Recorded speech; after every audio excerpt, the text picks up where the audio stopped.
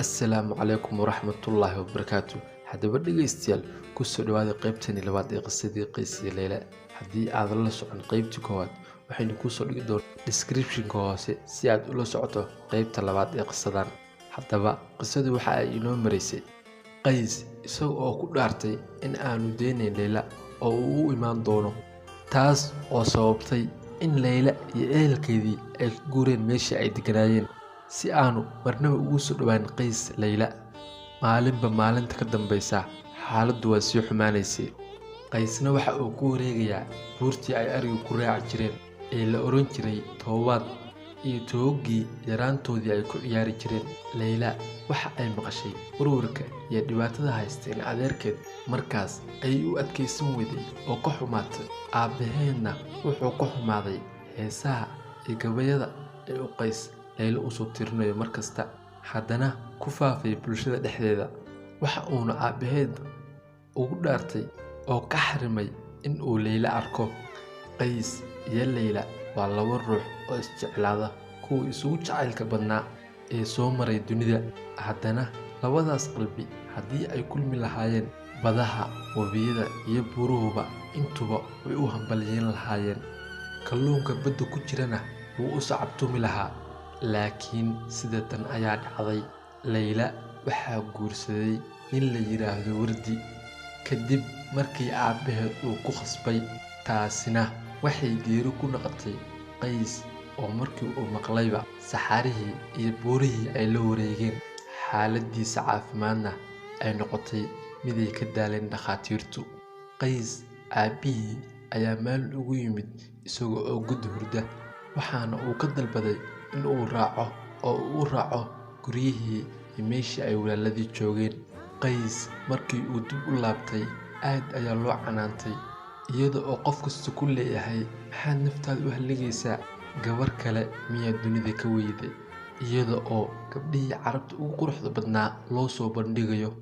Taasna wuu ka indhasaabtay Qays, oo waa halka ay iska shabahaan cilmi boodhari. Qays ayaa haddana go'aansaday inuu dib ugu laabto dhulkii riyada. Qays ma uusan quusan weli, waayo Layla ayaa ahayd weli mid dunida wanaawil ku ah oo joogta. Dayaxana way la daawataa, xidigahana way la tirisaa. Sidaas oo ay tahay, Qays wax kasta waa ku liddi. Tala kasta oo uu daba ordaa waxay ka soo muuqataa hal fadhigeed. Habeenka iyo maalintuna way u kala dambeeyaan. Afarta jihana dabaylaha ayaa uga yimaada. Labadaas ruux ee Qays iyo Layla runtii aad ayaa ay u adkaatay in ay kulmaan. Keliya waxaa wararka u kala qaadi jiray safarada u kala gooshaya Shaam iyo jasiiradda Carabta. Maalinba maalinta ka dambaysa, Qays ayaa ah mid ka sii baxaya saaxadda nolosha, waxaana hareeyay warwar, walaac iyo walbahaar. Laylana ma ahan mid moogan saaxiibkeed waxa haysta. Habeenada ka mid ah ayaa jaariyadeedii lagu yeeri jiray Marjaan ay waraaq ugu soo dhiibtay, taas oo ka baarbaaraya dooxooyinka, waadiyada iyo lamadegaanka. Allahayow, waqtigu muxuu isbedelayaa? Shalay Qays iyo Layla waxay ku wada ciyaari jireen bannaanada iyo guryahooda, waa xilligay carruurta ahaayeene. Maantana waxaa u dhaxeeya webiyadii murugada oo mid walba dacalkiisa ka cabaya. Hadday isku dayaan inay isku soo gudbaanna, waxaa qaadanaya mawjadaha bilaa naxariista ah. Marjaan weli way daydayaysaa Qays oo weli ma aysan helin. Qays waxa uu joogaa buur dusheed, oo waxaa bannaankii fidsanaa uga soo muuqday hamaag. Hiimsahana waxaa u soo warmay Layla oo doonaysa, hase yeeshee bidhaantii way soo socotay ilaa ay u soo dhowaatay. Waa qof dumar ah, aad ayaa u farxay. Waa jaariyadii Marjaan. Markaasuu dhawaaqay oo ku yidhi, aaway, xaggay martay? Xaalkeedu sidee ayuu ahaa Layla? Bal ka waran.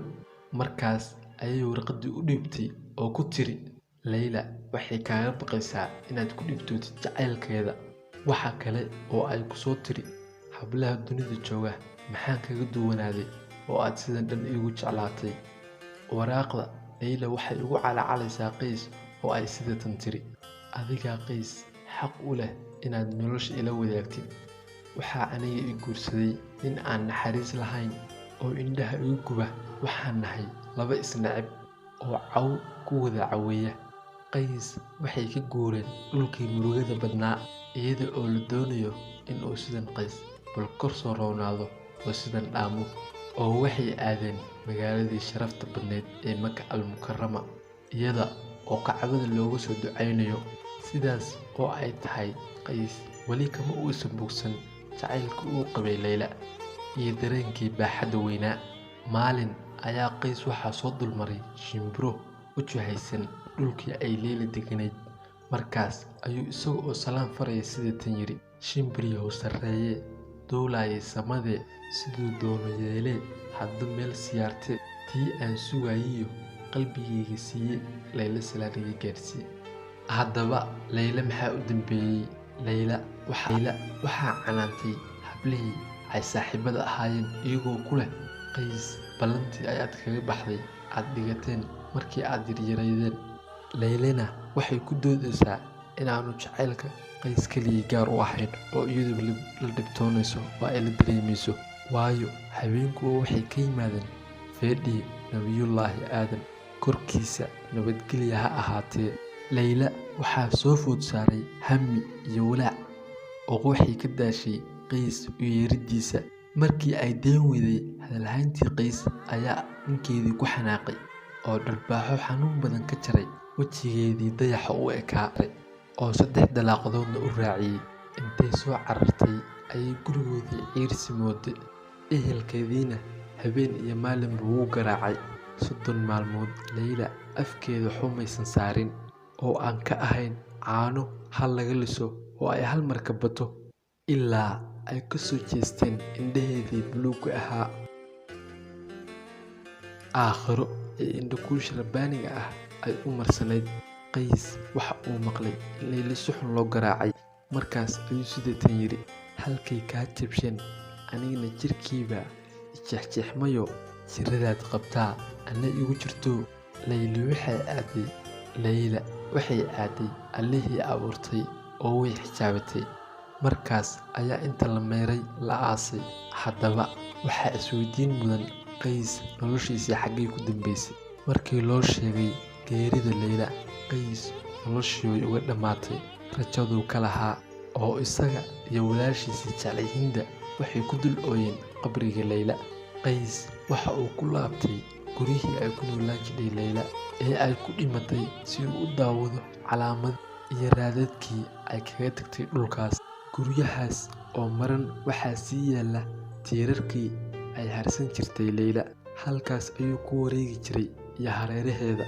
Intaas wixii ka dambeeyey, Qays adduunyadii aadka u kala fogeyd ayaa afka kusoo kala qaaday.